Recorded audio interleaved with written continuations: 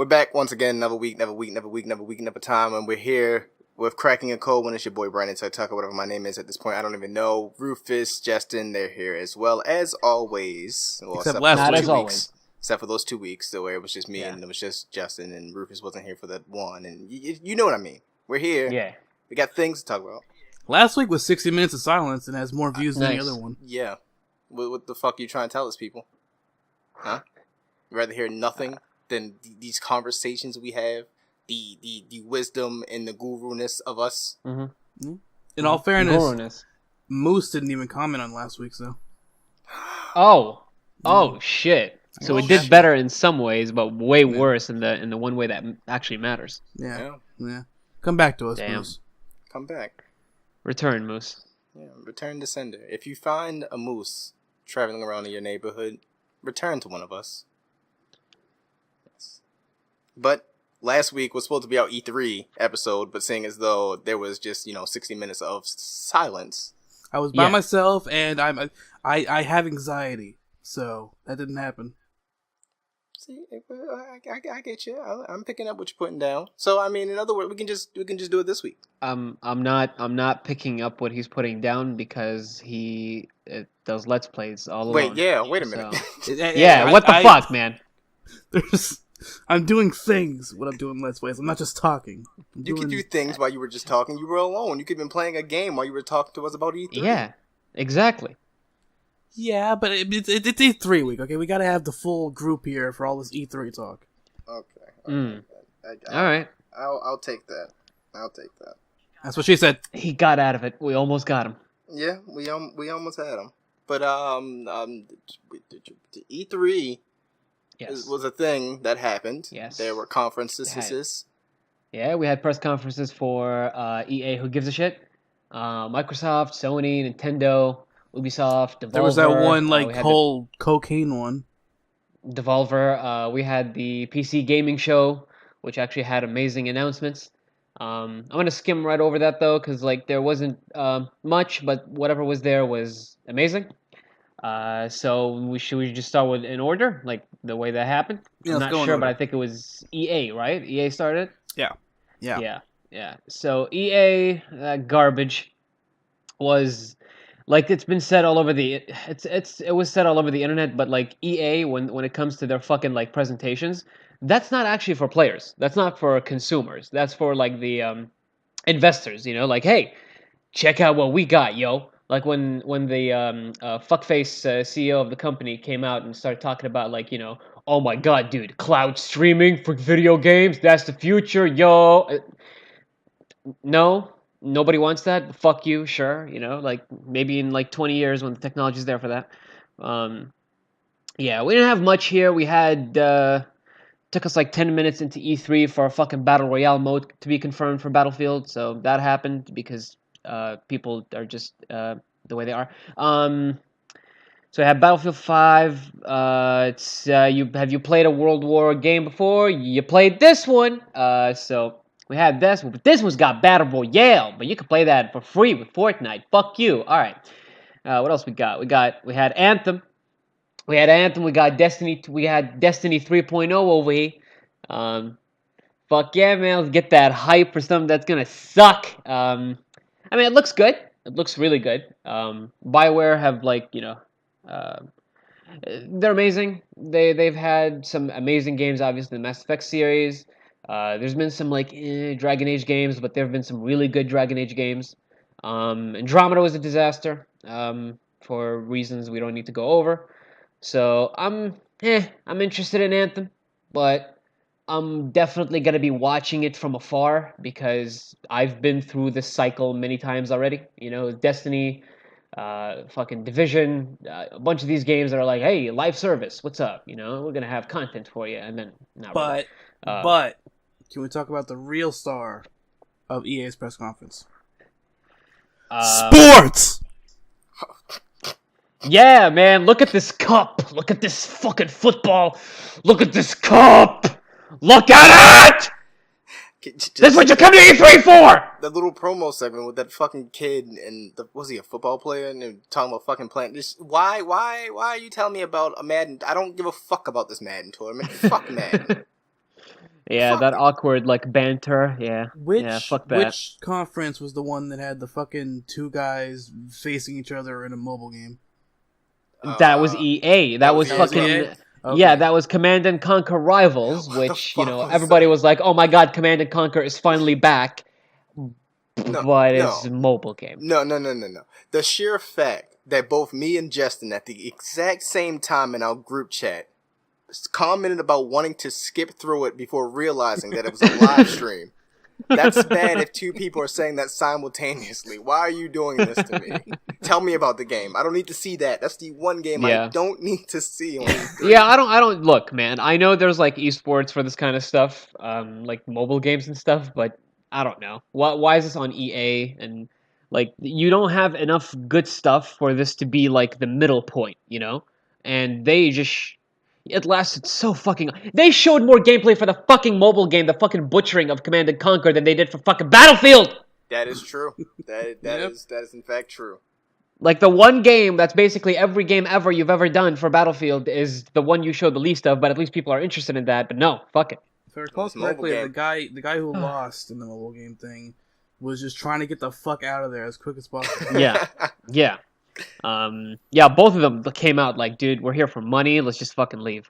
Because I think they actually got like professional players, and I'm sure that like they'd rather fucking play actual like skill based games, Wasn't rather there than this one fucking like garbage. Nick at Night or something like that? Yes. I have no idea. Yes. Oh god. Yes. But yeah, I swear. what else did we have? Man, I forgot to take notes of it, but there's this one game they showed off like an indie game that kind of had like a limbo inside feel to it. There was Yeah, I also what the fuck's that? Unravel? Yeah, Unravel Yeah. sequel. Unravel 2, that was amazing. Oh, I'm okay. very happy that got a sequel because the first one, like I remember when the I think that's the creator of the game that came on stage, and I just want to hug this man. Just I love you for making a game that you're actually proud of. I mean, I love you for making a game that actually makes you happy. So that's great. The fact that it's co-op is it's fun. I can't wait for Unravel 2. Like I know it's out. That was Yeah. really cool that they were like, hey, it's out right now. But I haven't played the first one, so I need to get around to that, and then I'm gonna get this one for sure. I'm gonna be getting this one. Maybe they were hoping Um, that people would just go to get the game and just ignore the rest of their conference. It's like, oh, we can play this now? Fuck the rest of this. Let's go play Unravel. Yeah. Sea of Solitude. I'm sorry. Sea of Solitude Yeah. is the indie game, and the the developer that came on stage to talk about it. I love her. It seems like a very genuine, very very genuine, beautiful game, and That I was the can't wait. part where me and Brandon tried to skip ahead. Oh, Once fuck you, man. it actually showed the game, it looked fun. But that girl just fucking droned on and on and Oh, wouldn't how shut dare up. you, dude? Like, how dare you? Like, we have garbage games on this fucking conference that are just like corporate ass franchises that have no soul left in them, like fucking Battlefield. Like I said, and once you- I actually saw the gameplay, it looked good. I liked it. But just the way she spoke and how long she spoke for, I was so fucking bored. For me, It's it upsetting. was. I didn't know what she was talking about. I'm like, well, I don't understand. What is this game that you're talking about? And then she showed it, and it was like, okay, this is what it is. I'm sold. I'm sorry Yeah. for the last 30 seconds. Yeah, the thing is, I kind of don't blame you guys because of the pacing of the show. Just the show was a fucking hot mess. Because, like, was that after the fucking mobile games? I'm not sure, but, like, I think it's so. just, it was a horrible, horrible show, and, like, you kept waiting for something. And I just don't think that this is the right way to do things. Like, Sony, like, some people criticize the pacing of Sony's conference, but that was great. Microsoft, that was amazing. And that's what you should do. You should like get the big games out of the way. Like with Sony, they were like, okay, Last of Us Part 2, you guys are here for this. Here you go. You get this immediately, But with EA, it's like they're talking to you about bullshit that only the investors care about because fuck the consumers. They're not important. They're just sheep. But, let's talk to our investors and let's show you some fucking mobile games and let's show you like some fucking concept art for Battlefield, also Battle Royale. And here's Command and Conquer, but we're going to ruin it because it's a mobile game now and it's free to play. It's going to have microtransactions and loot crates. Fuck you. And hey, now let's just throw this poor lady out here with a game that she's actually passionate about and let's have her try to explain it to this fucking crowd that's completely out of energy. They are here to see Battlefield. They're here to see Anthem. I personally don't care about those games, but I can see that they have a lot of hype behind them. You know what? Get those out of the way. You know what would have gotten the interest of your crowd, EA? I was just, I'm just spitballing here. But Skate fucking 4, that would have got our attention. That's what I was watching for. And did I get Skate 4? I got Sessions, which is a fucking Microsoft fucking. Fuck you, alright? You could have given me Skate 4. Meanwhile, I get Sessions. I got a Switch in the PlayStation 4. Fuck Microsoft. I don't want it, but I want Sessions. What the fuck is that? I'm so upset. Meanwhile, I have an Xbox and I have no interest in Sessions. See? Oh, good. Can you give him your Xbox? I will sell you my Xbox for $10. I have like 3 now. If you would have said something earlier, that would have been a transaction. Is this we're actually seeing a fucking transaction happen, like an actual purchase happening on the podcast right now? Yes. Is this what's going to happen? Is this going to turn into a fucking video podcast and we show Brandon actually flying out to where you live, Justin, and just fucking getting the Xbox from you that gives you $10? Yes. Can we just cut to that right now? Yeah, no? cut to that real quick. Oh. Anyway. All right, so Sea of Solitude, phenomenal. Unravel 2, phenomenal. More of this EA, but we're not going to get more of this because you guys are cunts. Next we're getting Madden and FIFA. Yeah, you're getting the same game again. And the NBA game that people don't care about. Yeah. Yeah. NBA Live. Hell yeah, man. Same Sports. game. All right. Fuck yeah, same game. Sports! And then we had Clone Wars DLC for Star Wars Battlefront 2. Cool. Cool. Very misleading, though. It was very misleading, though. It's like, the Clone Wars. Oh, so we're getting the animated show. Not that part. Not that part of Clone Wars. You mean the original? you mean 1, 2, and Yeah. We're talking about Yeah.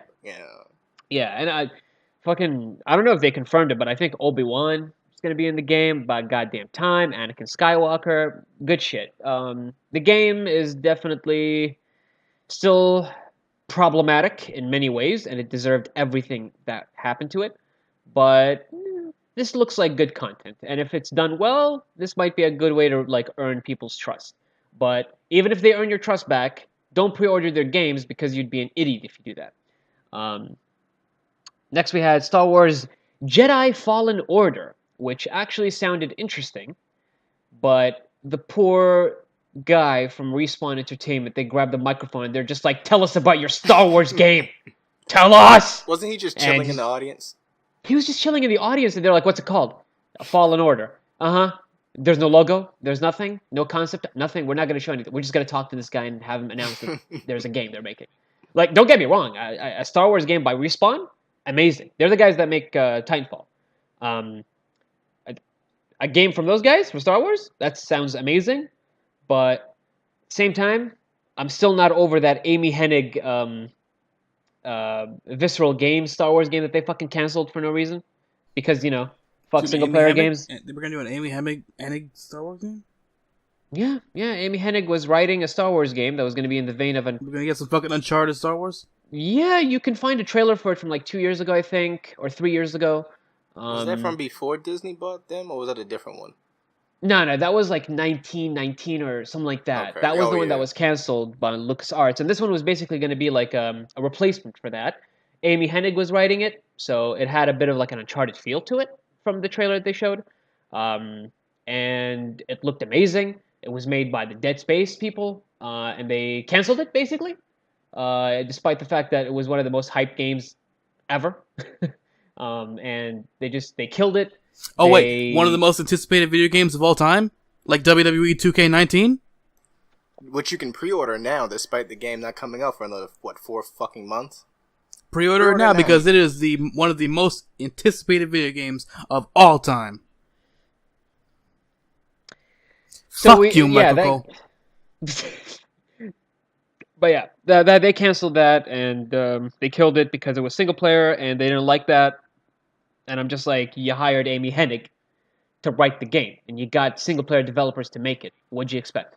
You know what makes me that pisses me off about that? Because earlier I saw Well, what you shared earlier about Twitch killing single player games, but then you hear shit like this where it's like you could have had this single player experience, but they killed it because they wanted multiplayer. It's like, but you're fucking me over, so I'm just gonna go over here and play these fucking multiplayer games on Twitch, but you're canceling my single player shit. Yeah, it's that was fucked up. That was very fucked up, and that's like what led to Bethesda making that single player games ad for the Video Game Awards. So, yeah. But anyways, moving on from Star Wars, NBA, Madden, that fucking garbage FIFA. Who gives a shit? So fuck EA. Get fucked and stay fucked. Then we had Microsoft. Microsoft were weird because we didn't really get any exclusives or anything like that. Like there were some. Jump Force not. Sessions was the fucking exclusive that pissed me off. Yeah, but that wasn't even on the Microsoft conference. Hmm? Yeah. It wasn't on there. It was Gears of fucking War wasn't on the show. Oh yeah. Or like wait, was it though? Because like I'm not sure. Because I think like my Gears. stream. Okay, if they talked about that's great. Because like I remember my stream died early. Because I wasn't watching the Microsoft stream. I was watching GameSpot streaming it, and they killed the stream. And I'm like, okay, I guess the show ended. And then I hear about Devil May Cry 5 and I fucking Gears, and I'm like, are we just announcing this off the show? But apparently there was more. So yeah, my bad. I forgot about that. But yeah, so Microsoft, they had a bunch of world premieres, which is basically like, hey, we get to show you debuts for these games that are going to be on multiple systems, but we have the first trailers. So we had the Awesome Adventures of Captain Spirit. That's the Life is Strange one? That's the Life is Strange spin-off. Looks weird, but knowing Don't Nod, I'm sure that this is going to tie into Life is Strange in a cool way. We got fucking Battletoads. For some fucking reason. Just somebody asked for that, I'm sure.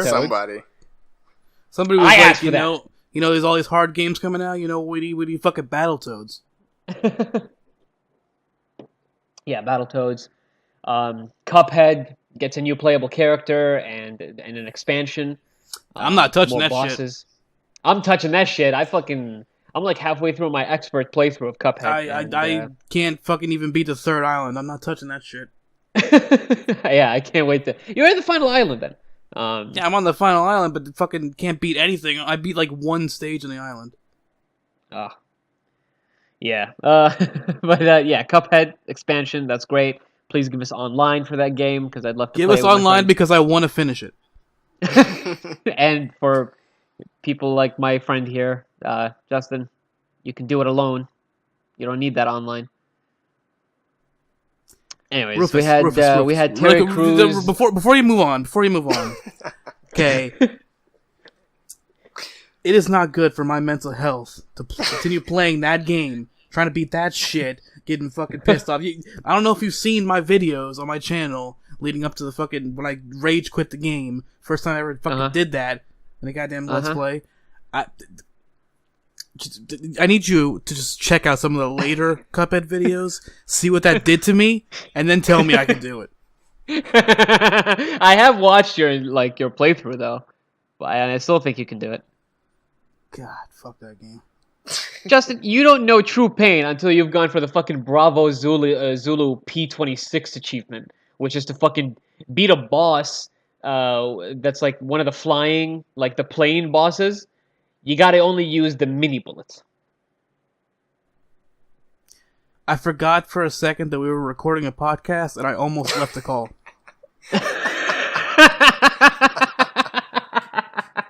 Yeah, that fucking achievement was a bitch.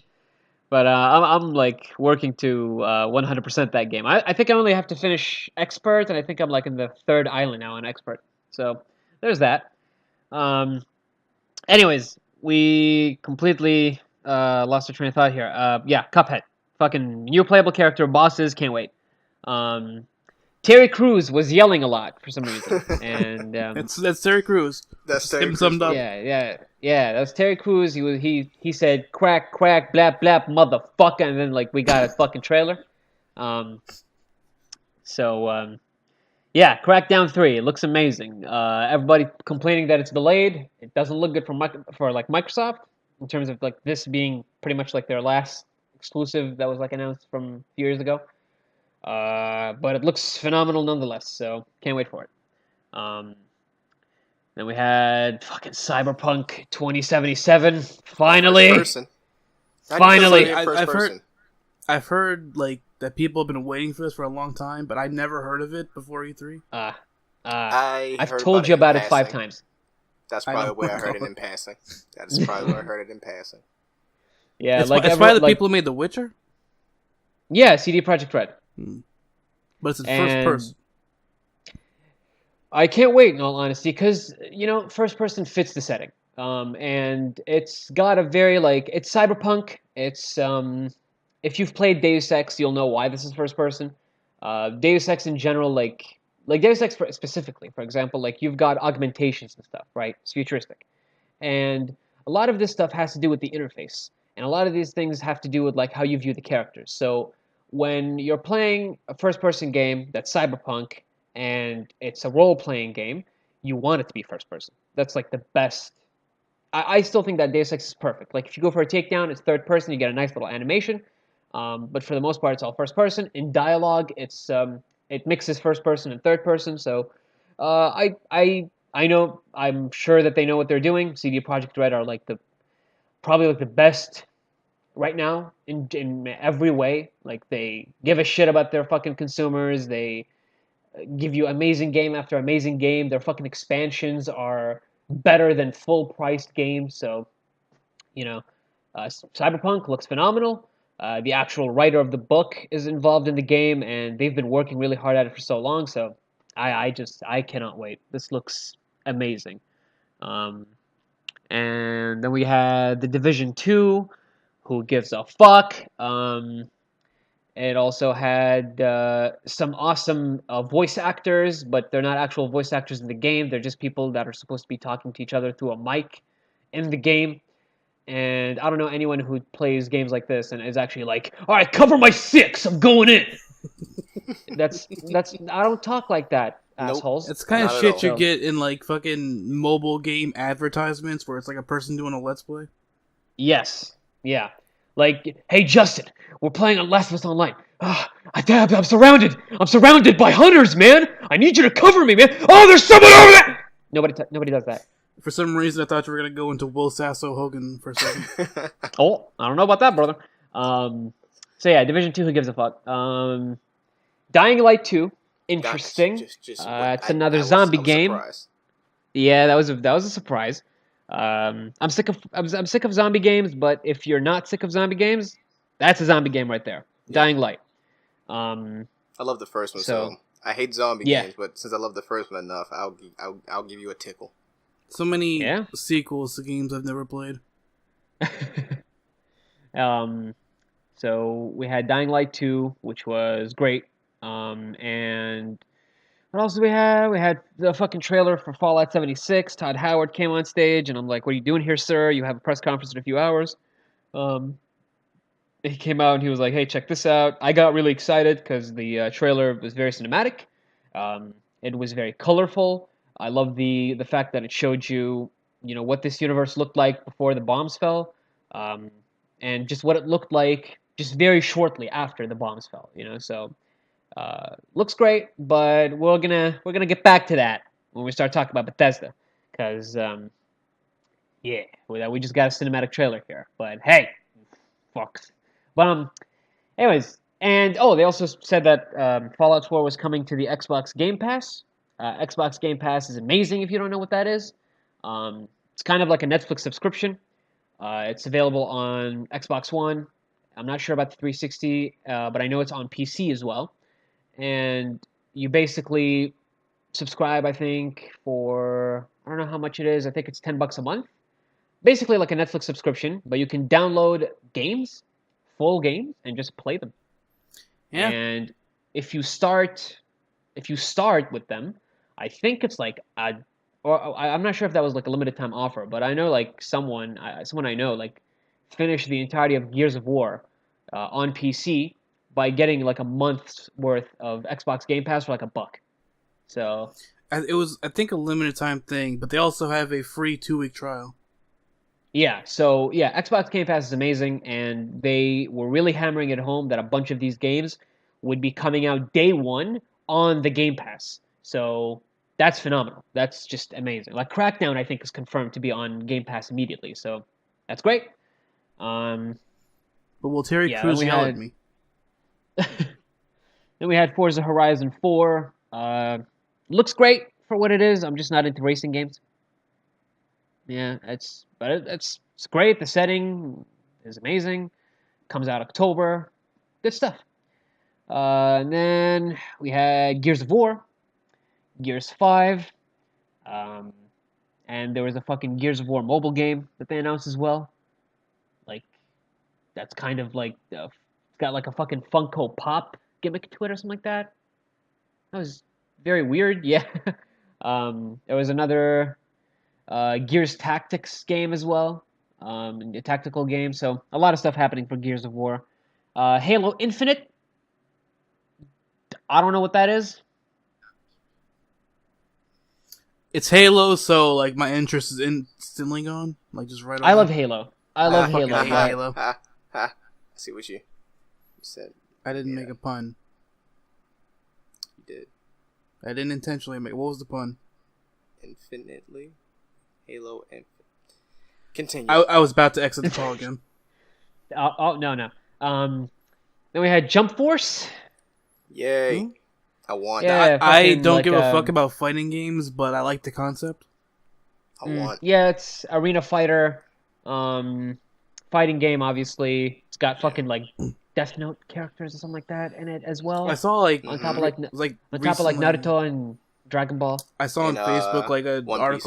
an article being shared of like, I think a villain from Death Note is not in the game because it's too OP.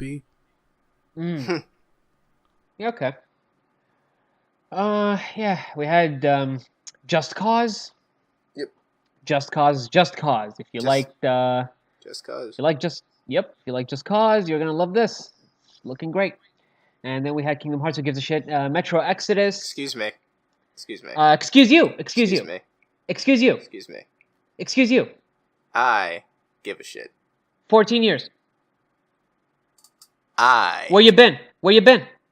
give a shit. Where you been? See, Brandon, I like things. Frozen. See, okay, look, that's the deal breaker there. I don't need more Frozen in my life. 14 Everything- years, and they've got Frozen for us. Toy Story. The trailer didn't even have sound effects. It didn't. The thing I like This about the Toy game Story thing is that they're is actually the not- models from the movies. I like that. This game is not going to be finished. This is going to be Final I- Fantasy 15 again.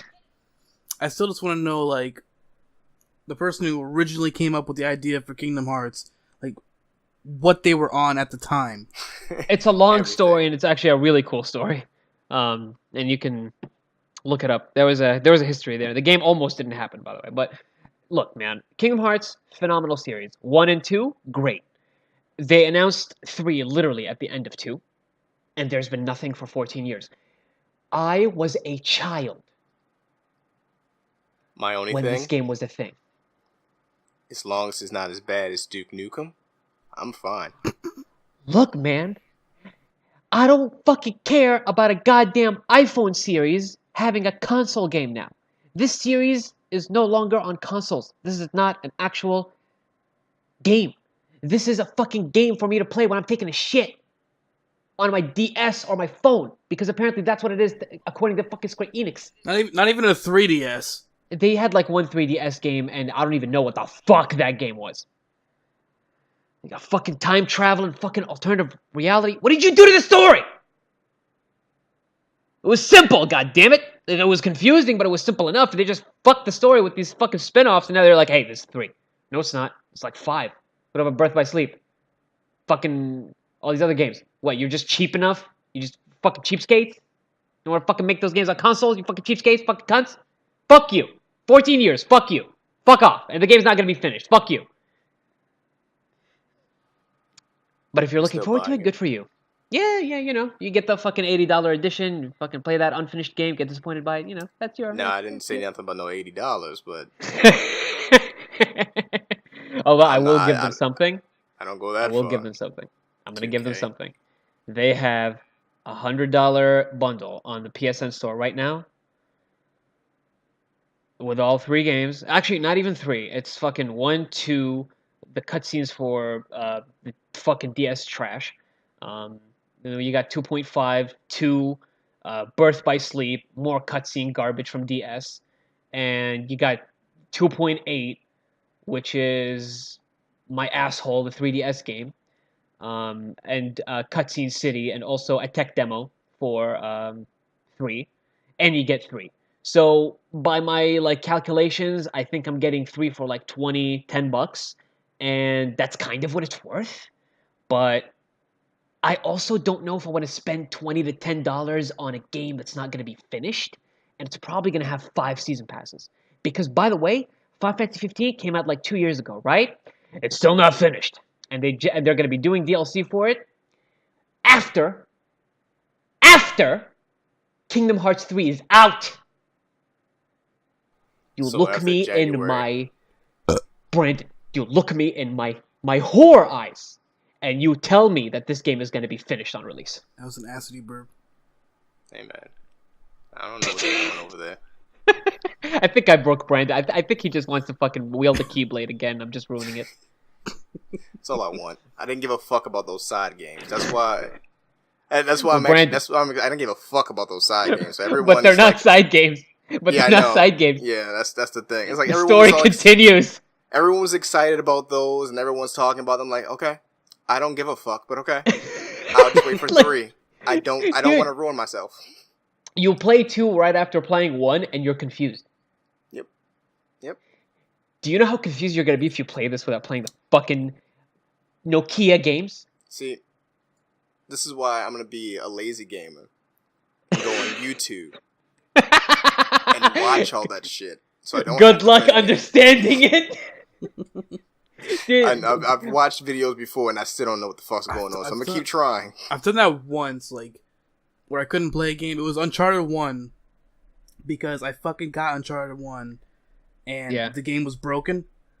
Yeah. It was like right at the beginning, you try to walk into the fucking forest and it just freezes at the same spot every time. So it was from Gamefly, and Gamefly fucking sucks. Just sends me broken shit all the fucking time. Fuck you, Gamefly. So I watched like every cutscene as well as like some gameplay placed in for it to make sense on fucking YouTube. It was like a 2-hour video. Yeah. But I have since beaten Uncharted because of the collection. Of course. Beautiful. But anyway, yeah. So that was my contribution. Nice. All I'm saying is with Kingdom Hearts is I am burned out, and Square Enix as a company just doesn't give a shit about their fucking fans anymore. Where's my Marvel They just game? said that, dude. They just said, the Marvel games, which they fucking just went to their amazing developers, and they're just like, hey, drop whatever you're fucking making and give us money because we just signed a deal with Marvel, you fucking assholes. We don't give a shit if you have games going on right now. Fuck you, make us Marvel games. And there's nothing about those.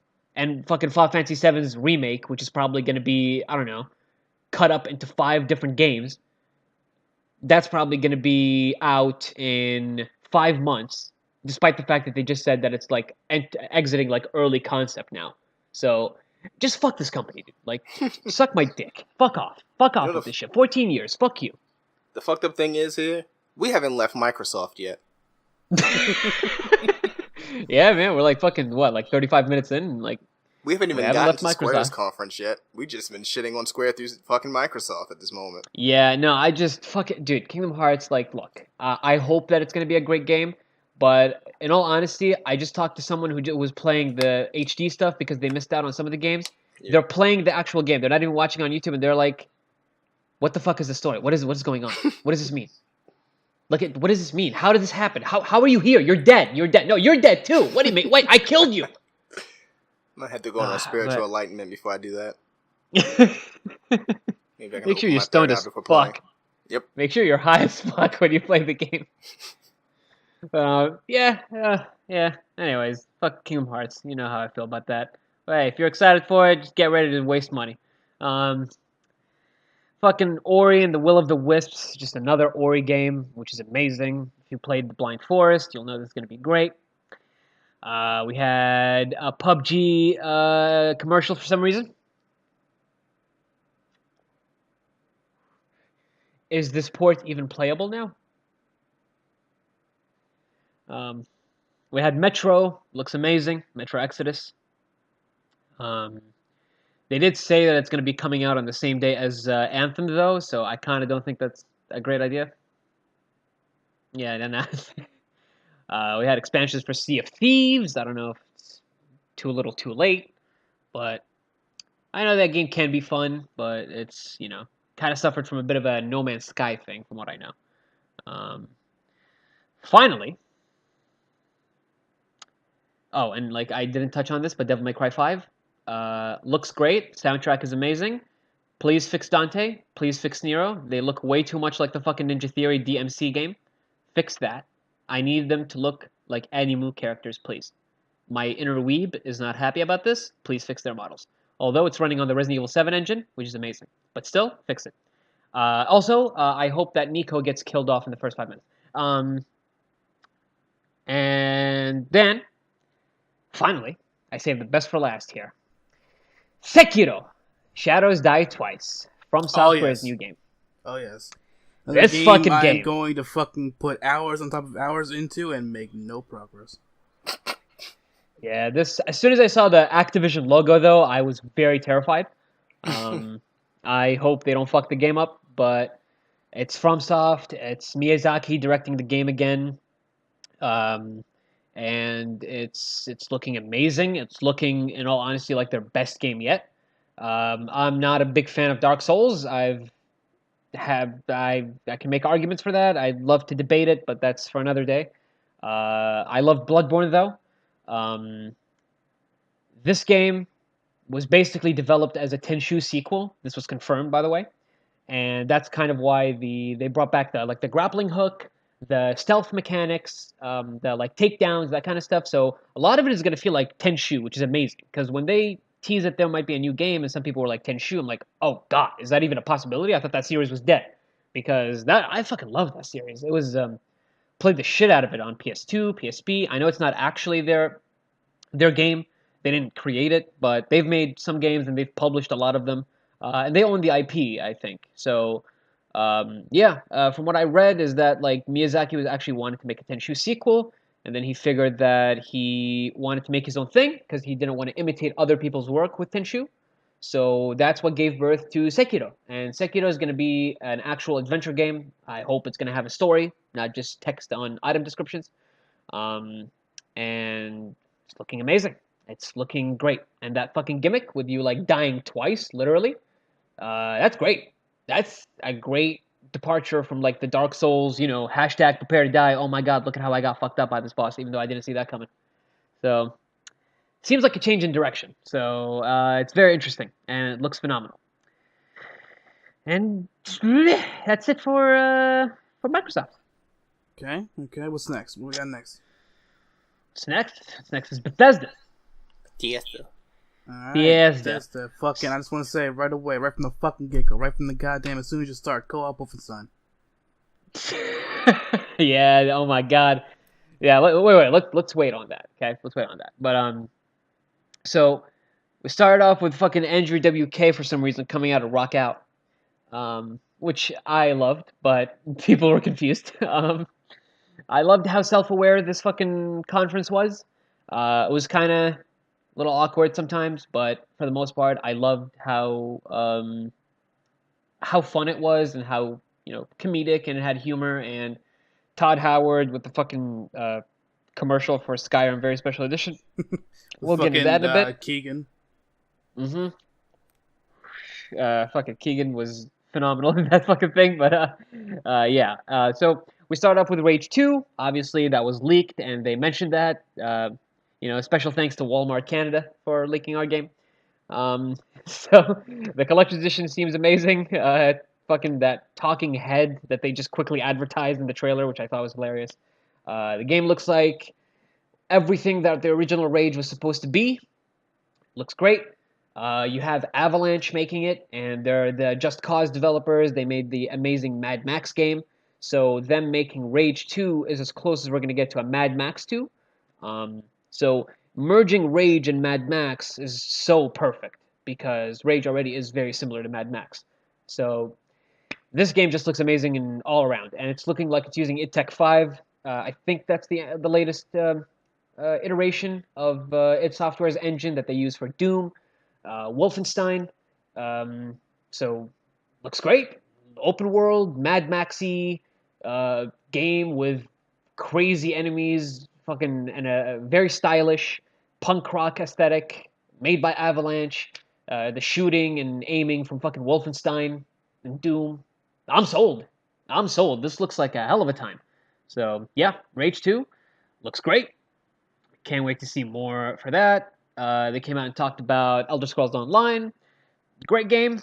It's if you haven't gotten into it, it's worth getting into it. It started off kind of rough, but it's gotten much better. Pretty good game. Single player game. Pretty good single player game. Pretty fun single player game. Also 150 gigabytes, but pretty fun. Come on, man. So then we had Doom Eternal. Fuck yes! This is everything we asked for. Like, they teased Hell on Earth, and we're getting Hell on Earth. Fuck yes! I cannot wait for this. Featuring CJ Blazkowicz's like fucking great grandson or something like that. yeah. So we had like the Prey DLC. I loved that entire sequence with Arcane. That was amazing. It's free. Just wow. Just great. If you haven't played Prey, do that. I personally haven't gotten to it, but it looks great. I've seen a lot of people I know play it, and I can't wait to get to it.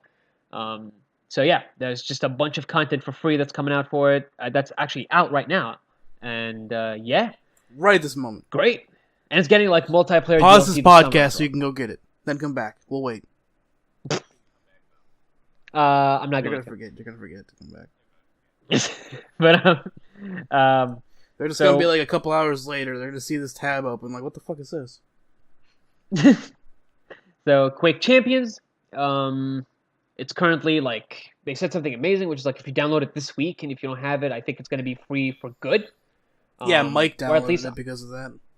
Yeah, or at least until they release the full game. And the full game I think is going to be free to play regardless. So yeah, so you could skip the $30 like entry right now. Then we had my boys, Machine Games, Jens Matthijs coming out, the writer and director of Wolfenstein, and I just want to say him shaking his fist and saying that he hoped that we beat the fuck out of those Nazis. 10 out of 10. I love you, Jens. I love you so much. I love every game you've ever made, man. Been playing your game since Riddick. I love you. He's not watching this. Fucking Machine Games in general are just phenomenal. The Darkness, one of my favorite games ever. Wolfenstein, there's not much I can say about Wolfenstein that hasn't already been said. Just one of the most pleasant surprises in recent years. And they announced a VR game, Wolfenstein Cyber Pilot. Interesting. I'm not opposed to it. Wolfenstein Youngblood, coming out next year. It's going to be set in the 1980s. I'm not going to talk too much for spoilers, but it stars two people that are very important. Two girls, twins, and twins, and they're going to be fucking some Nazis up in the 1980s. So this is going to be great, and it's going to be playable, I think, solo, but you can also play it co-op. So can't wait. Cannot fuck out of some Nazis. Although, but I can't wait to see where they go after this, though. Because what about that Wolfenstein 3, though? What about the end of the trilogy? Let's not forget about old BJ. Obviously, he's not talking blowjob. I'm gonna ignore that. So then we obviously had Fallout 76. Todd Howard comes out, hits us with his standard comedy routine about how E3 is apparently grown up and it was confused and it went through a teenage period and all that good stuff. Yeah, Todd Howard is funny. So the rumors were true. everyone who shit on poor Jason Schreier from Kotaku when he was just trying to warn us, um, he was right. It is entirely online. Um, I don't know how to feel about this. A lot of I it didn't. just I didn't like that at the beginning. He was like, but you can still do single player. But then, like, through the rest of the thing, it was basically made it seem like playing single player, like, by yourself is going to be complete yeah. shit. Because, like, you're going to run into other people who are going to fucking fuck your shit up, and you're not going to be able to do shit because you're playing by yourself. Mm-hmm. And he said there's no They're dedicated talking... servers, so... No, he said it has dedicated servers. I mean, from what I recall, it was like saying, like, you can't choose what server you're going to be in. Yeah, you're not going to choose what server you're going to be in, but the game will have dedicated servers. And they seem like they're aware of a lot of these problems that plague online games. And in all honesty, like, I'm just going to rip myself away from me being like a Bethesda fanboy here. I don't know, man. Like, this seems like just destiny, you know? Like, I just shit on Anthem for this reason.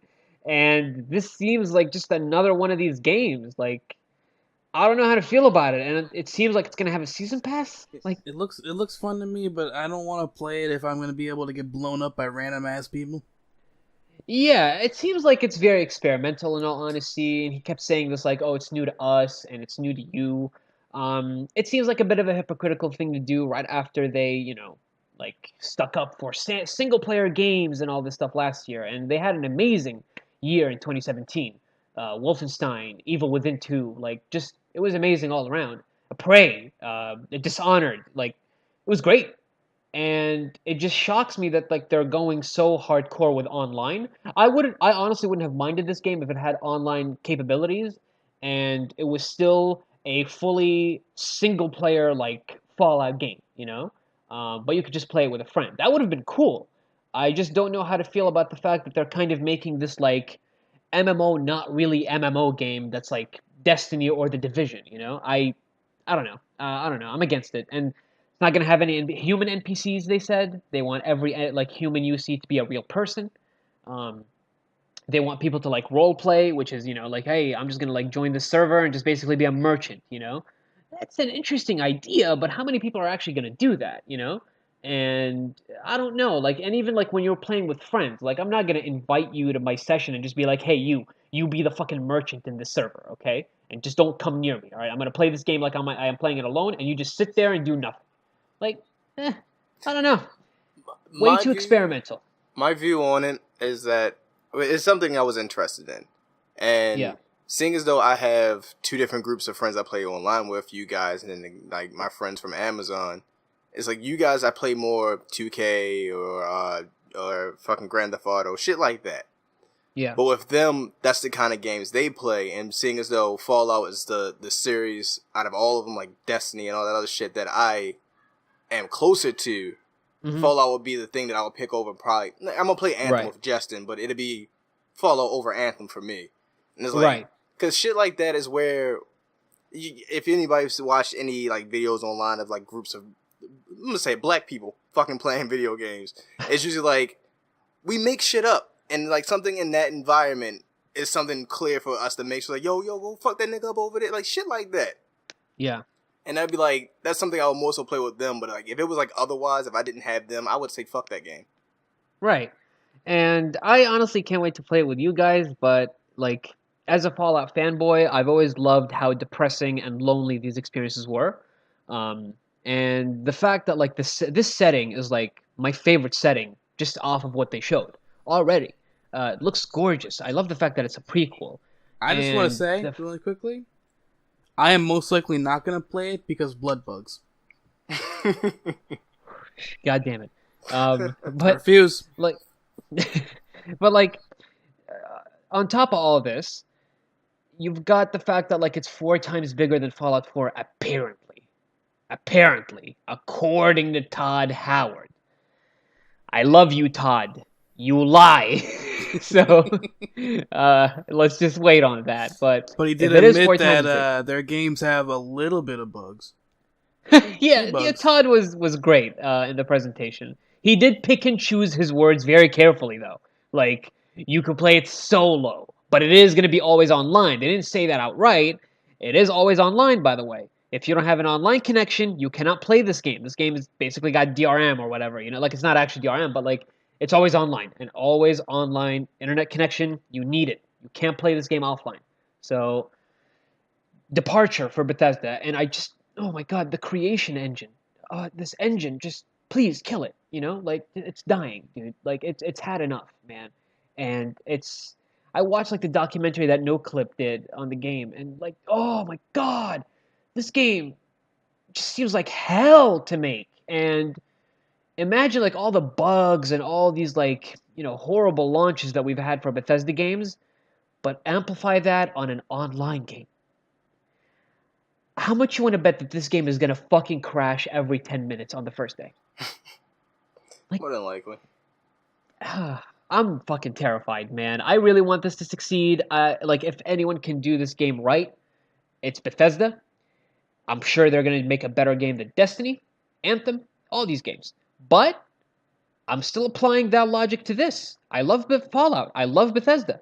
But I'm careful, man. I'm watching you. I'm probably not going to jump on this train immediately, even though that fucking power armor, that map, and I quote, glows in the fucking dark. I want it. But I don't know, like, we'll wait and see on Fallout 76. But it looks very ambitious, and I loved how genuine Todd Howard was, and how he was basically trying to just, like, calm us down, like, hey, this is new to us, so it's new to you, let's just try to help each other out here, Like, okay, you're making something, and you're trying to, like, have it appeal to the hardcore fans, and you're also trying to bring in, like, Brandon, like, I don't think you're like the biggest Fallout fan, but you like the series and you love online games and you know that you're going to have fun in this environment with people. And like, I think this game is going to be great for you. It's going to be great for people that are just looking for this type of game. And I hope that it's going to be able to satisfy both, in all honesty. I don't want this game to suck, but it does seem like it's going to be... Game. Yeah, but it does seem like it's going to be taking away like a lot of beloved features from the series, So... Yeah. Like the VATS, you can no longer like slow down time or freeze time. It's going to be real time, which kind of eliminates VATS. It seems like it has a bit of an MMO feel. Like I saw the levels next to the enemies. That was weird.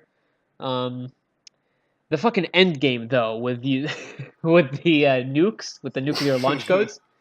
That is just going to be amazing to see happening in the background. Like, imagine us just fucking playing, and we're just like, I don't know, getting rid of like a bunch of fucking ghouls or something, and we're just like investigating this house, and then fucking mushroom cloud in the distance, Like, that is going to be amazing. So, if it's done right, it's going to be very fun, and I hope that they can pull it off. I'm rooting for them, but I'm very aware.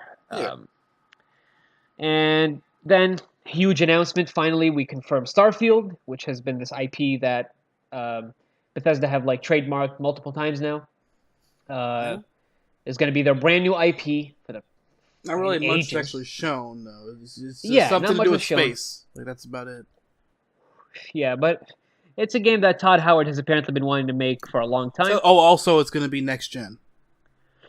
Yeah, and it's going to be next gen. So can't wait to see more about Starfield. It's gonna be a while though, but I'm patient. Most definitely. Take as much time as you need. And then there's 2 Elder Scrolls things. And finally, fucking Elder Scrolls 6 confirmed. This goes against like Bethesda's approach, which I love, which is to like announce a game very close to release. But I think they just wanted to like just get these things out of the way. Like, okay, you guys know we're making a game called Starfield. We're making it, and you guys also want Elder Scrolls. Obviously, we're making it. So. But also, great to hear. There's also going to be that mobile game that, for some reason, is also going to be on consoles at some point, but it's a mobile game. Which I'm kind of confused about. Yeah, Elder Scrolls Blades. I'm interested in it. It's not, they didn't take too much time talking about it, but it does seem very ambitious. And Fallout Shelter was very fun for what it was, and this is probably going to be fun as well. So, if you're desperate for some more Elder Scrolls stuff and you've played the fuck out of every Elder Scrolls game... I can't do, like, action games on mobile, but I might try it when it comes on console. Yeah. I love the meeting mode thing they talked about. Like being able to play it in portrait mode. Because that was me at work. Like, sometimes there would be nothing happening, but I'm like, I don't want to play something on my phone that I have to hold it sideways for. Because they're going to know I'm playing video games at work. So I just, like, fucking play games in portrait mode. I'm just like, yeah, I'm just making it a very important text. So that was amazing. And ironic how they showed that they were like all like hard workers in the beginning of their fucking like video. Like, oh, dude, we all work really hard at Bethesda, but you also encourage people to just play games in portrait mode. Okay, great, but Bethesda. But yeah. So that's pretty much it for Bethesda. Eat all the cheese, Alexa. Use a health potion. And now we have Ubisoft. Ubisoft, I didn't watch it personally, but from what I know, we had Beyond Good and Evil 2 gameplay, which was great. We had more Division 2, who gives a shit. And we had Assassin's Creed Odyssey, which lets you play as a male or female assassin, which is interesting. What I like about that is that it's not going to be an unnamed character. They seem to both be like established characters in the universe. So that's going to be very interesting. And Assassin's Creed Odyssey seems to be building on the amazing foundation that is Assassin's Creed Origins. And sailing is back. Sailing is back from Black Flag. Fuck yes. So seems great. Obviously, Beyond Good and Evil 2, The Crew 2, The Division 2, an update for Honor, Just Dance 2019, Skull and Bones, the like PvP Assassin's Creed naval combat game. That looks great as well. A new Trials game. That fucking Elijah Wood game, Transference. It got a new trailer. Starlink, Battle for Atlas, just a toy game, I think. Like, they're trying some new stuff out. But yeah, that's basically it for Ubisoft. I don't think a lot of us here are very interested. Like, I'm a big Assassin's Creed fan, but you know what to expect with these games. And I missed the press conference. Did you guys catch it by any chance? No. Okay. So that's it for Ubisoft. We had Devolver. All I'm going to say is that they won the entirety of E3. Just go watch their show. I'm not even going to spoil it. I will, really quickly. First of all, if you're going to watch it, if you're going to watch that show, do drugs. Do drugs before you watch that show. And second of all, just Pedro. Nina. It's pronounced Jif. By the way, my friend Pedro is a real game. It is a real. They also was the fucking From Software one real? Because I know it was an actual From Software game, but are they actually remaking it? I think so. Yes. Yes. There's some fucking like 2004 or something From Software game about like robots attacking the White House or some shit. I don't know. They're apparently like remastering it. That's a whole bunch of cocaine. Happening. Let's go to the next one. Yeah. By the way, I think my friend Pedro is actually like they're actually sticking with this. By the way, it's gonna be Switch on PC. It's like an overly violent game on the Switch. God, I love Devolver so much. But yeah, I can't wait to see what the sequel is gonna be for What Happened to Nina next year. Oh. So Sony, arguably the best show of the whole thing. In all seriousness, fucking Spider-Man. Spider-Man. Fucking Spider-Man. Fucking Spider-Man, man. Oh, those so 6 minutes of gameplay, I need it now. Why is it not September? Man, like, we've been spoiled by Arkham, and then there's Spider-Man. Like, hey, let's just take Arkham, let's just amplify that, but this time it's Spider-Man. And it's going to have Peter Parker, and it's going to have Miles, and it's probably going to have a playable Mary Jane. That's it. I don't usually care about Spider-Man games, but this one looks really good. So yeah, because this is no longer just like a cash-in on the Spider-Man IP. This is an actual great game from Insomniac, and they're amazing developers, and they love this character as much as like Rocksteady loves Arkham, and that's why we got great Arkham games. You know, like those games were so good that we were no longer saying like, oh, are you getting that new Batman game? No, it was like you're getting that new Arkham game. You know, it became its own thing. So this is the equivalent for Spider-Man. So I cannot wait. Spider-Man. About goddamn time. He's finally being treated right from Marvel themselves in the movies, and he's getting a great treatment in the game world as well. So that's great. Spider-Man just. Sony started with Last of Us, right? Sony started with Last of Us. We had some lesbian kissing that pissed a bunch of people off because lesbians don't exist. We had an amazing live performance of the game's music from Gustavo, and I'm sorry if I'm butchering the last name, Santaolalla, and he was just as always. So, like, love what they that actually showed of the game, though, they showed a whole bunch of gameplay, like a whole big spot of gameplay. And I then, didn't like, watch any of it. 2 I seconds didn't of watch kissing. it either. 2 seconds of a I kiss. didn't watch the game. Bro. Whole bunch of gameplay. And you know what people got out of that? Oh my god, Ellie's a lesbian. Which is already confirmed in Left Behind. But they're putting politics into our games. But they're not, though. Yeah, they're not, though. And, like, you know, let's just fuck off with the labels. She is just in a relationship, and that's it. Whatever, you know? So yeah, that's basically how it was painted for Riley as well. And, you know, if they want to make her, like, straight up, you know, homosexual, that's amazing. We don't have many characters like that, and we don't have them done in a very good way. And if you have anybody who's going to do it justice, it's going to be Naughty Dog. So Yeah. I'm just kind of like, because I didn't watch it, because, like, you already have my money, Naughty Dog. Just let me know when it's out, you know. Yeah. But and I don't want spoilers, but. The one thing that interested me is I felt like Ellie as a character, it surprised me that she may have moved on, because I feel like what happened. We're not going to get into details, but I just didn't think that she would kind of move on. But it's going to be very interesting, and I trust Naughty Dog, and Neil Druckmann is a fucking genius, so can't wait. Can't wait to see what this game is going to be like. And it's Last of Us, it's Naughty Dog, it's a PlayStation 4 game. Yeah, well, I'm sold. That's one game you should pre-order. So yeah, Last of Us, that's amazing. Spider-Man. What else did we get, Sony? Spider-Man. We had Control, which is a new game by Remedy. And Remedy, if you don't know, made Alan Wake, Quantum Break, and obviously before all this, Max Payne. Max Payne 1 and 2. So this looks amazing. That trailer was incredible. And I'm not sure, but it feels like it may have had some ties to Quantum Break from the things that were happening in the trailer. I'm not going to get into why. But if it does have ties to Quantum Break, that'll be amazing. And that would be also interesting, because Quantum Break is an Xbox exclusive, and this is going to be a multi-platform game. So I'm just happy that Remedy are no longer just, like, you know, making games on Xbox, and it feels like the Xbox demographic kind of don't appreciate these games too much, generally speaking. And I'm just happy that it's going to be multi-platform, and everyone's going to play a Remedy game, because these guys are amazing. So yeah, Control looks phenomenal, and then we had Neo 2. God, Neo 2, amazing. Thank you. Fuck yes, Neo 2.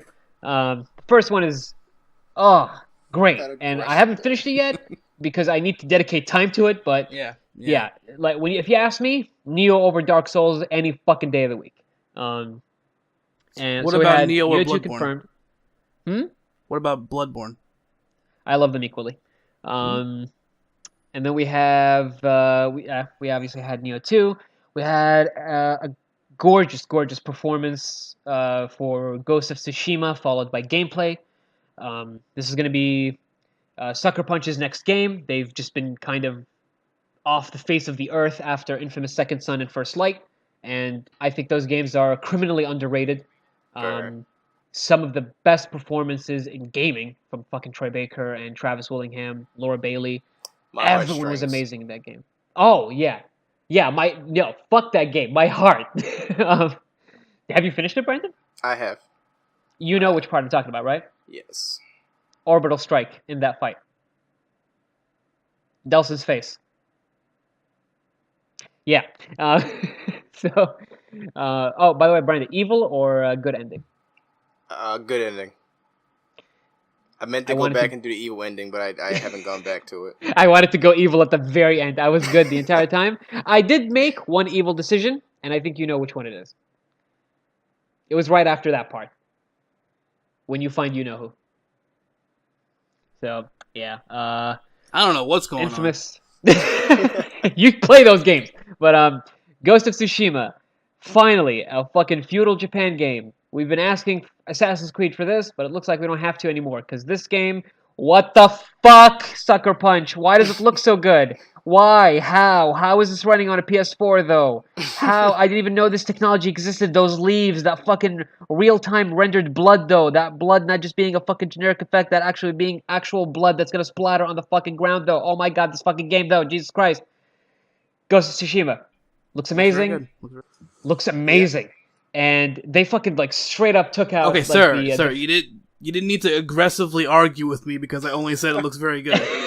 No, it looks amazing. It looks like the best PS4 game ever. You shut up. So we also had the Fear Takedown from Arkham Knight just being in this game. I'm up for that. I want that feature in more games. I'm cool with that. Um, and oh, by the way, just to let you guys know, that gameplay that we saw was from a side mission. Oh, wow. What the fuck? That was from a side mission. So that was a fucking side mission, man. So yeah, this game is gonna just be shockingly good. I feel because like a lot of people are just kind of excited about it, but if they haven't won you over yet, I don't know what to tell you. And they've also confirmed that it's going to have dual audio, Japanese and English, which is revolutionary for a Western game. Because Western games usually like go with like Assassin's Creed, for example. You had like Unity, like French people speaking in a British accent for some reason, and the alternative being Ezio Auditore's slightly racist accent in Assassin's Creed 2. It's like you kind of can't win if you want to have a game that's not set in a Western country and have them speak English. So they kind of went with like the broken English, which is, I guess they just want to make it marketable for some people who find it impossible to play a game in Japanese and read subtitles. But I know I'm going to be playing it in Japanese. I want that authentic experience, and yeah, amazing that they actually did that. What else we got? And then we had God of War update, new game plus. I'm getting to that. We had an update for God of War, new game plus confirmed. Obviously Spider-Man, and we had one of the most beautiful, just amazing trailers I have ever seen in my life for Death Stranding. First of all, I just want to make this known. I had less questions going into the trailer than I did leaving the trailer, but it was fucking beautiful. So Kojima did his job, is what you're saying. Yep. Yes, he did. Remember when I told you guys to do some drugs for that other conference? Keep those drugs around for this. Look, you guys can definitely meme on this game, but like Hideo she ate a general, finger or something. Yeah, that like wasn't a a maggot. Yeah. Look, so if you guys don't know, by the way, already, like the rain in the game is something that you need to completely avoid. If you haven't realized that from the trailer that they released for the Game Awards last year. So it's called Timefall. Basically, whatever it touches, I think it just aggressively ages. So that's why, like, Sam, Norman's character, is wearing a protective suit. I don't know what the fuck the baby's doing though, but like basically to go back to like what Mark Cerny said when he was interviewing Hideo at the PlayStation Experience last year.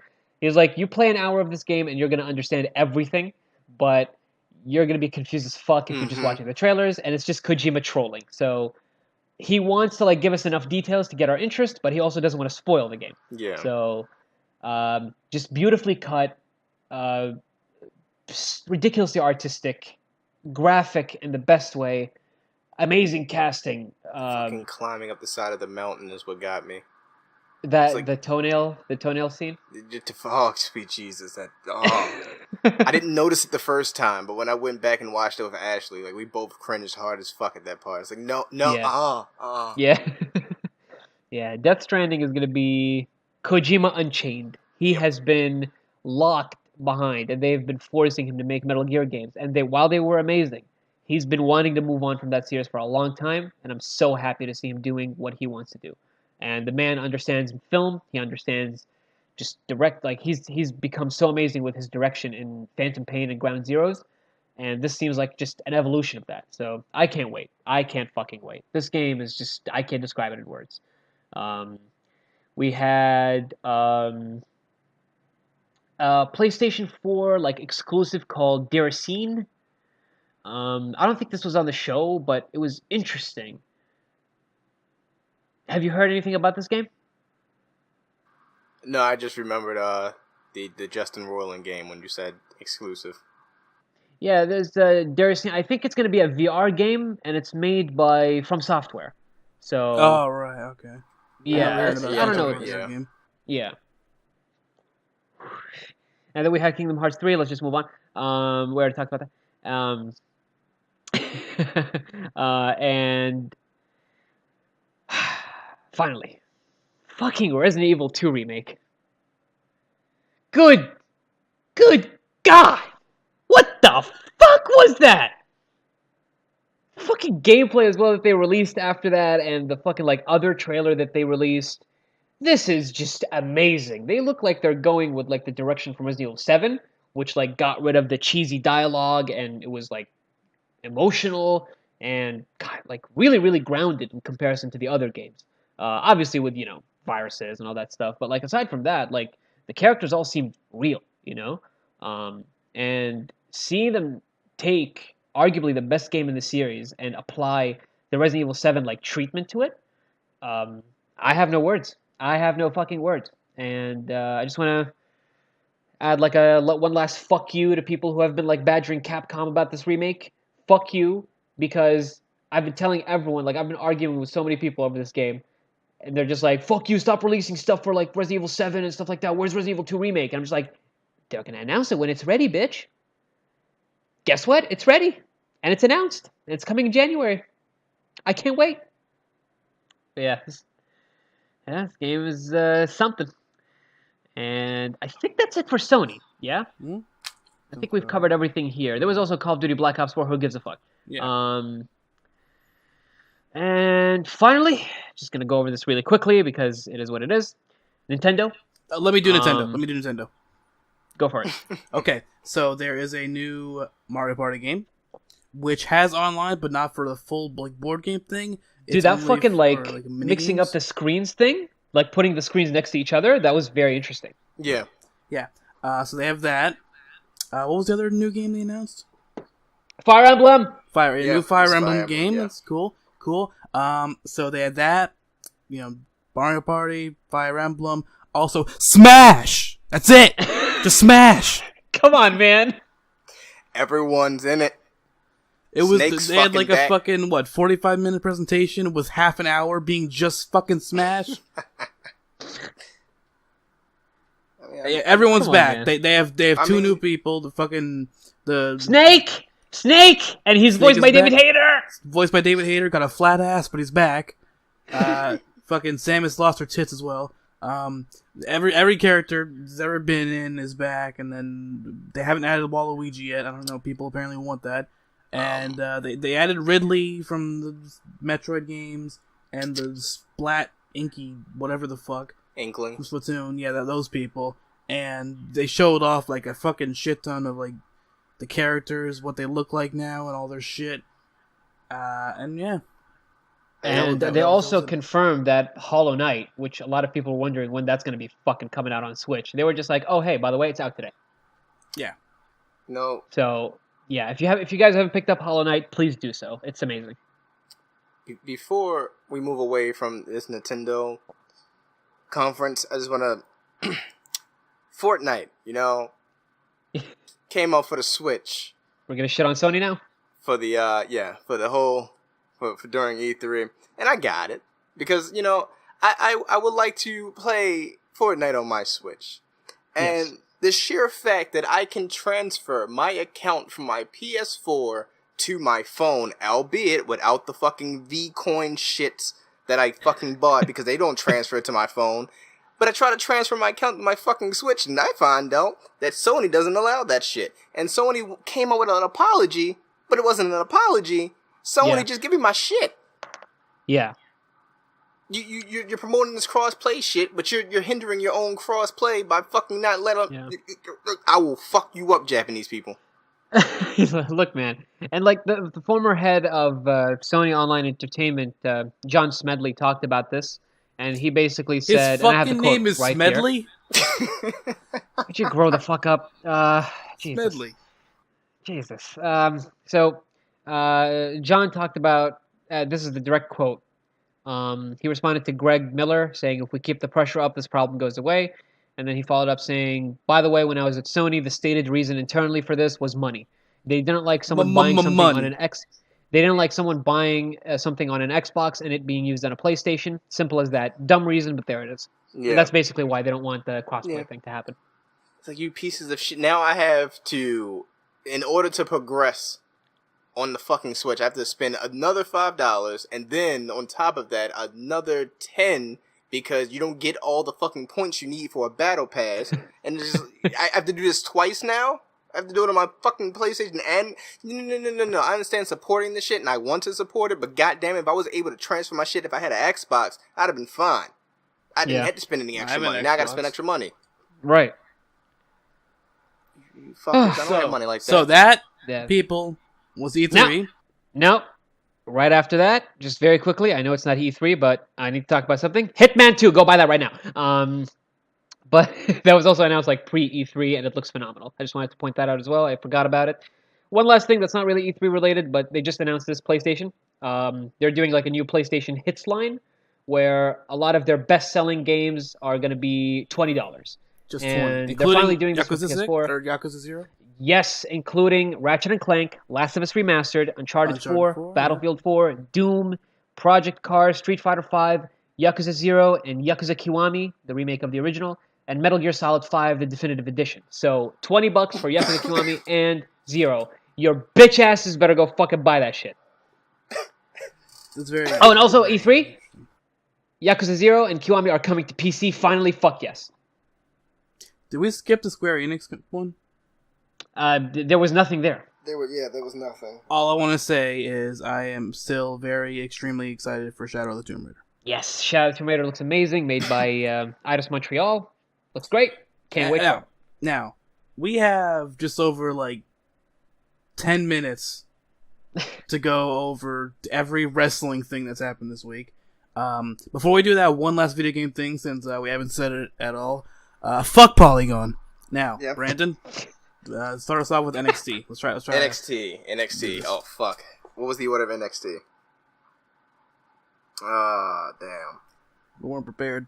We weren't, but maybe we just start and we'll get there. There was a tag title match. Start of the show. The tag title match did start. Undisputed Era versus Birch. I'm really sorry, but can you guys not say who won because I still haven't seen it? Okay. So it was Danny Burch and Oney Larkin versus Undisputed Era. The crowd was complete fucking shit for that match. They booed the fuck out of Danny and Oni, even though they're very good. But it was a great match. Good stuff. After that, we had Ricochet and Velvet. Oh my god. So that was great. That was fucking, and that was very good. Then we had the women's match. Was that next? That happened. You know, it was pretty decent. You know, it was a thing that happened. You know, I like the finish.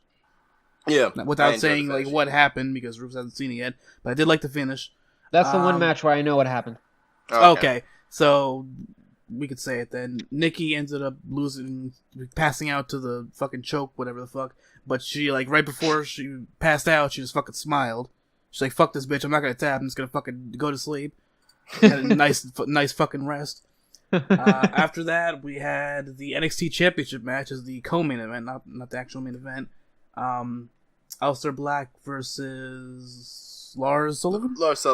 Lars Sullivan.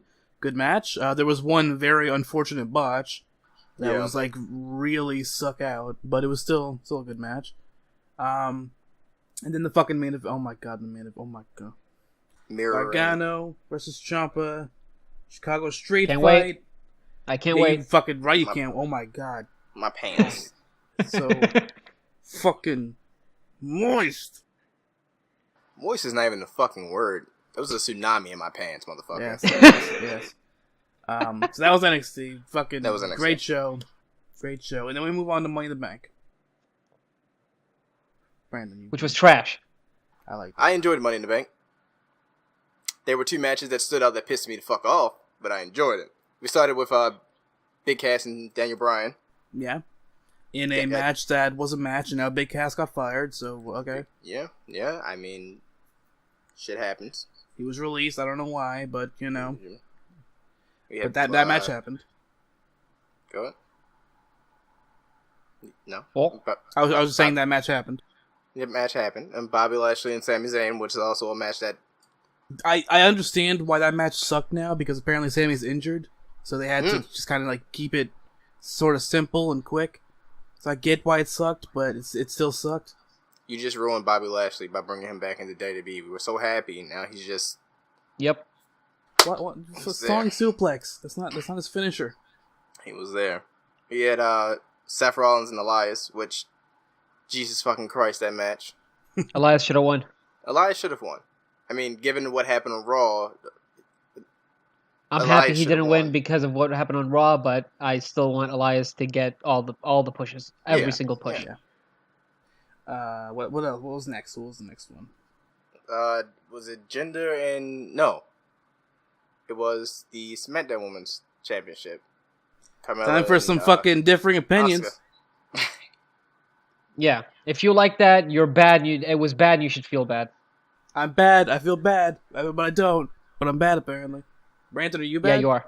Apparently. Okay. Yeah. Cool. So what happened was they had a pretty good match. Carmella got some offense, but didn't look insanely strong going against Asuka, which Yes. And then it ended up with fucking Ellsworth coming back, making a distraction, and helping Carmella get the win.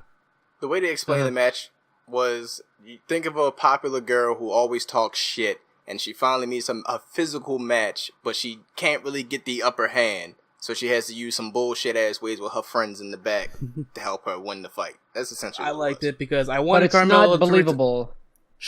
I wanted Yeah, Carmella we'll to take retain. turns. Shh. I wanted Carmella we'll to take turns. retain. I wanted Carmella to retain because she only been champ for 2 months. But at the same time, I don't want her to go over Asuka clean because it's fucking Asuka.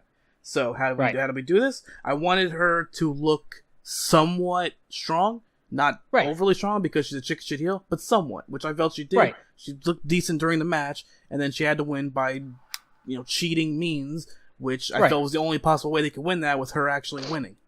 Like, that with her winning. Yeah, we'll take turns here because we have differing opinions, so we don't want this to be an arguing match. So personally, I think Carmella is amazing on the microphone. In the ring, she leaves a lot to be desired. Nowhere near the best on SmackDown, but I'm happy that she has the title, and she does deserve it. But there are people who deserve it way more, and people who have done way more and have had to go through way more shit on the main roster, especially. So I would love if Becky He's had a talking about shot. Becky. I would Yeah, there we love. I would love if we have, if we actually push the Iconics because we have this this aura around them Yeah. where they just debuted. So they've already killed them, but come on, do something with them, right? Honestly, what I was hoping for was Asuka gets the title and then she feuds with the Iconics. That would have been amazing and it would have really put them over. And those are two people that were actually very viable threats to Asuka when she was in NXT. Yeah. And her character is that she can go through hell and beyond. I mean, if you watch her fucking last woman standing match with Nikki Cross, you'll know that a weak ass piece of shit super kick from Carmella is not enough to fucking knock her out. That's just bullshit. That's just not believable. It's not the same character. Like that's like a fucking Hulk in Marvel. I don't know, beats the shit out of literally everything, and then one single human shoots him with a pistol and he dies. That's not believable, and that makes fucking Hulk look like shit, and that's basically what they did with Asuka. And I disagree with this booking in general, because Asuka should not have been her opponent. If you want to have Carmella have a longer reign, put this That match is true. against Naomi. That Put is this true. match against Becky. This finish would have worked so much better if this was Becky Lynch, because Becky already has history with Ellsworth. So you could have had Ellsworth come back, piss Becky the fuck off, and then Carmella wins, and Becky isn't booked as someone who can, take a lot of finishers and still keep getting up. And it took Charlotte to beat Asuka, which I disagreed with because I think, Asuka deserved the title at Mania. She won the Rumble. She should have gotten it. But if we had Charlotte be the only viable person to defeat Asuka, and then you have that weak-ass super kick actually knock her out, that's fucking horseshit, man. That's stupid, and that's dumb, and Asuka would never fall to this. I will say, I agree with that. I fully agree with that. But I feel as though this was the best way, personally, for me, my favorite way they could have possibly ended this, because I wanted Carmella to retain. I love Asuka. She needs to get the title at some point, obviously, but I want Carmella to have more than just 2 months. But I agree. For what they put, like the situation they put them in, I feel like this is a good way to go. but they shouldn't have put it in this situation. I agree with that. It should not have been a KO. It should not have been a knockout, because Asuka sold it really well. But I disagree with that. It goes against everything that Asuka has been through. She didn't go near what she went through in NXT, against Nikki Cross, against Charlotte, against many other people, against Sasha Banks on Raw. She's gone through way worse than this. So one kick to the back of the head to knock her the fuck out doesn't jive well with me. It could have been a count out. It could have been a DQ. It could have been something like that. That's what you would do. Like, basically what they did with Ronda Rousey. We need to remember that Asuka is basically what Ronda Rousey is right now before, they actually brought Ronda Rousey in. She was this unstoppable force, and you need to somehow bullshit your way to beat her, And no one was able to beat her through bullshit or through clean methods. So this hurts her so fucking much. And especially with what they did on SmackDown, which I watched just to see how they would continue, I disagree that the super kick is this fucking powerful, especially when it's not even anything special. Like, there's fucking 10 different people on the fucking WWE roster right now that do a super kick, and it looks nowhere like as bad as fucking Carmella's, but Carmella's is like the worst one, and you should fucking avoid it. That's just like that's a problem with wrestling in general, where finishers are meant to be these ultra destructive moves when half the time they look like shit. Like a fucking belly to belly is supposed to be taken seriously, but it's just a fucking shitty ass belly to belly suplex. Yeah, like that really annoyed me when fucking recent. Like I'm a fan of Liv Morgan. And that gauntlet match they had where she just fucking immediately took the Bayley to belly and died. I'm like, the match just started though, and this move doesn't even look that devastating. Yeah. Why did that kill her? Yeah. So, in general, like the booking on the main roster is trash, and they should not have put Asuka in this situation. Yeah. Because Carmella needs a longer reign. This would have worked so much better if it was Becky, because with Becky we're used to her getting fucked over. With Asuka, she's a very viable threat, and these tricks don't work on her.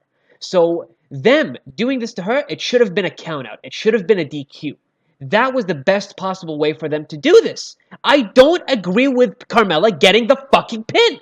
If it was a countout or a DQ, I would rather had. I enjoyed the match and I like the way everything went. It's just the one thing that pisses me off. It's like, I understand Ellsworth is back in WWE. You wanted to use him with Carmella. Okay, cool. I get that. But the sheer fact that this all started with Asuka and Carmella through the Iconics would have been a better idea to have two people on the outside to cause Asuka to lose this match. Right. Just throwing Ellsworth in, it's like, okay, I get it, but it really should have been the Iconics. Right. The Iconics come out, unleash a beatdown on Asuka. She tries to get back in the ring, but they hold her back. You need to make her look strong. She needs to lose looking strong. We just talked about Nikki Cross literally smiling as she got choked out. Like, Asuka needs something like that. Not just a fucking kick to the back of the head and she gets pinned, 1, 2, 3. That doesn't jive. That doesn't fit the character. Yeah, I agree. I agree with that. Yeah, and that's why I'm fucking furious. And like them doing it on SmackDown now, are we just putting Asuka out? Because if we just fucking push Asuka out the title picture right now, she looks terrible. Yeah. Yeah, bullshit. At this point, I'm ready for her to go back to Japan. If they're going to keep using her like this, please, I need Kana back, because fuck you. Road Dogg, if you're responsible for this, choke on my dick, you fucking asshole. Oh, you didn't know? I'm pretty sure we overshot it, but the women's Money in the Bank match also, I don't know if it took place before this or after this, I don't really remember, but since brought up Ronda, we had the women's Money in the Bank, and Alexa Bliss won. A lot of people, I started to see people shitting on Alexa now. I mean, comparing her to Roman Reigns at this point is just fucking, no. I'm sick of her in the title picture. I can understand. But there are people saying she is not a good wrestler because... No, she's amazing. When the same people would fucking praise her months ago, but suddenly because she was so overexposed, now she's not a good wrestler. No. No, she's great. I think her character is just a little tired at this point. And she's had bad feuds with Bayley and Nia. But, no, she's great, and she deserves it. It's just not... It wasn't her time. She just lost the title. For me, I would have preferred someone who had not had the title before, someone who could use the push. Yeah. But at the same time, it's Alexa Bliss, so I'm never not going to be okay with Alexa Bliss. Yeah. Right. And Alexa's great on the mic, so... Yeah. Following that, we had the WWE title match, Last Man Standing. AJ went over Shinsuke Nakamura. Did we not talk about Roman and Jinder? Roman, do we need to talk about Roman and Jinder? I just want to talk about Corey Graves. Okay. Oh. Fucking Sunil came out in a wheelchair. During the match, he got up and attacked Roman, and just fucking Corey Graves' reaction, just fucking screaming, "It's a miracle!" I fucking love Corey Graves. Yeah. Oh, yeah. That's him also telling Byron that he looks like... I checked it out like right before the podcast when like Byron was offended at the finish for Asuka and Carmella, and he said like someone looks like a joke or something like that, or I don't know what he said exactly, but Corey Graves is like, Mela is money, you look like garbage, shut up, Byron. I love Corey. Alright, but last man standing. AJ went over Shinsuke. Their best match in WWE by far. Great match, but I wanted Shinsuke to win, personally. Yeah. Give Shinsuke the title. This is hurting him at this point. Like, you can only have him lose so many times.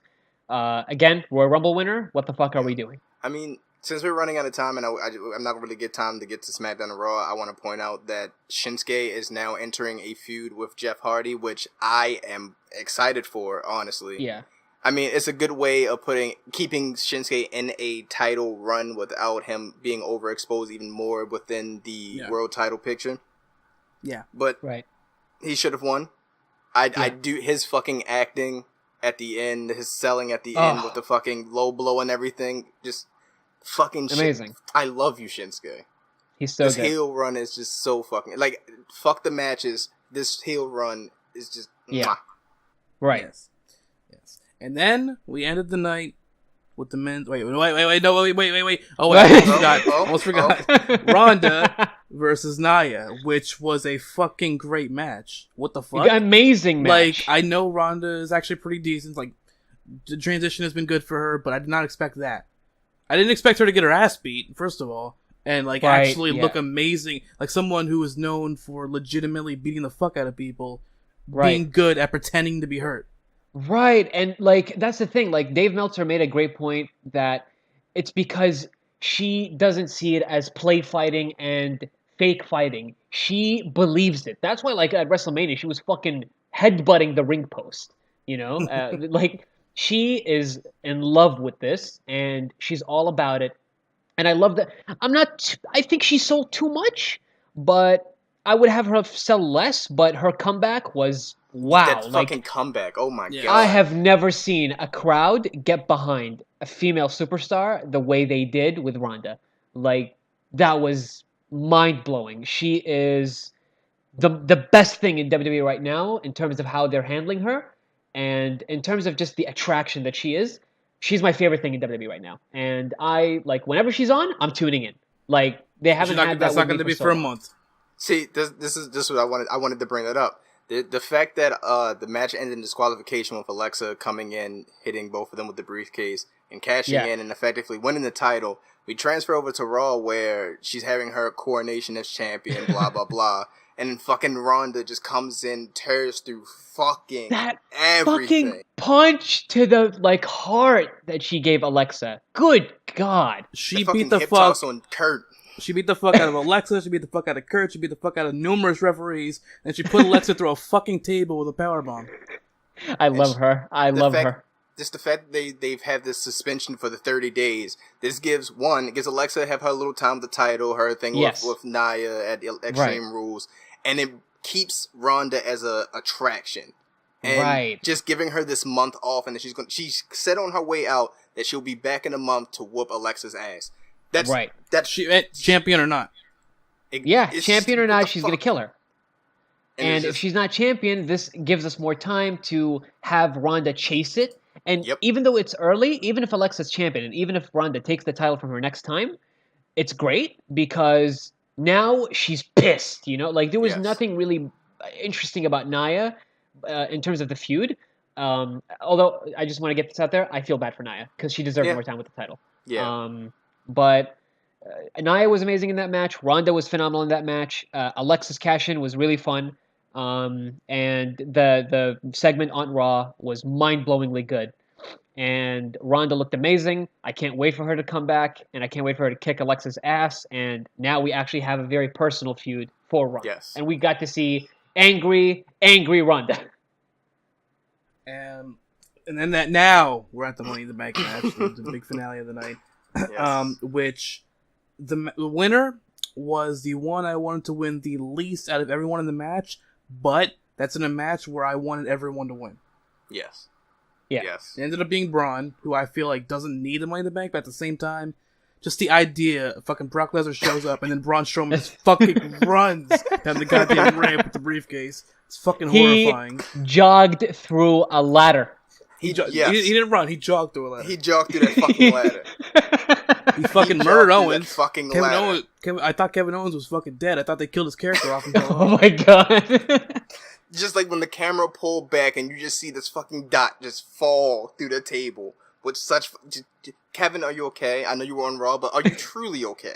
He did tweet Shania Twain, and he did tell her that he was pushed off a very tall ladder by a very awful man, so he needs to be cheered up. The thing that really like brought me joy in this entire thing, and it may be something that's kind of small, but is big in a bigger landscape. Fucking Kofi's the crowd reaction to Kofi being the one from New Day to be in the Money in the Bank match. That was so fucking warming. Yeah. It's like for months, for weeks, I've been fucking saying it's gonna be Big E. For weeks, everyone has been saying it's gonna be Big E to get his push, and then it's fucking Kofi, and it was such a warm reaction. And he deserves it. I love the man. And then Big E ends up getting his opportunity on SmackDown. Yep.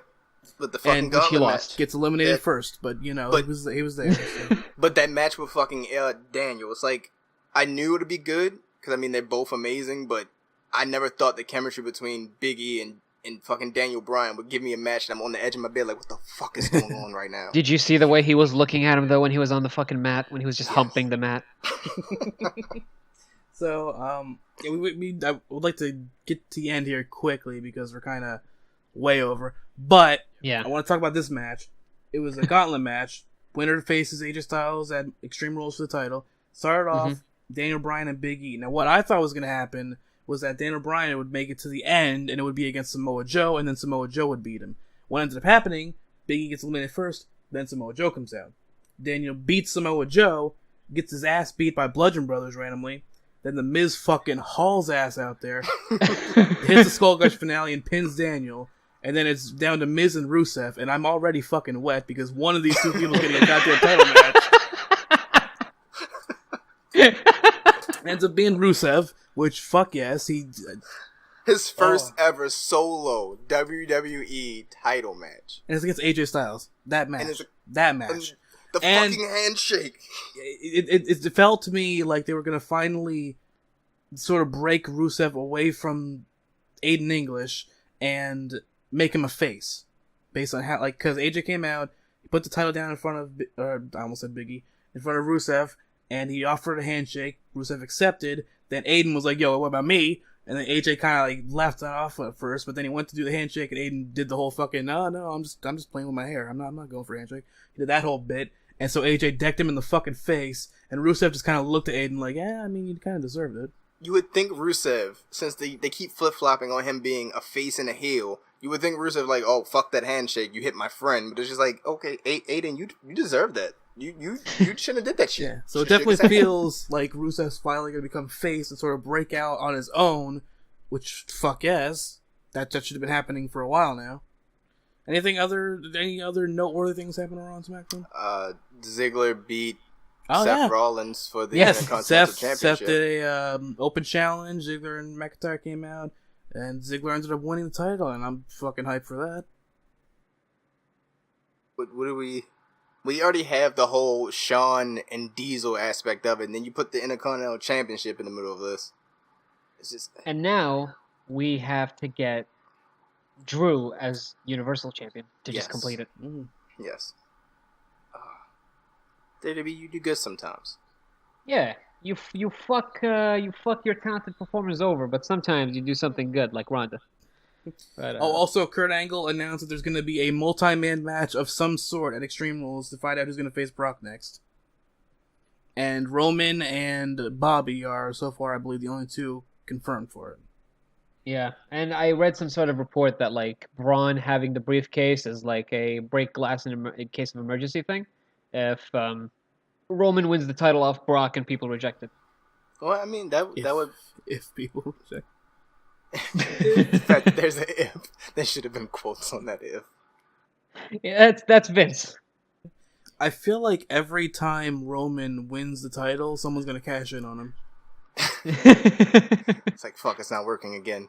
Send him in. They have another briefcase match, like, after this, just in case Roman gets it off Braun.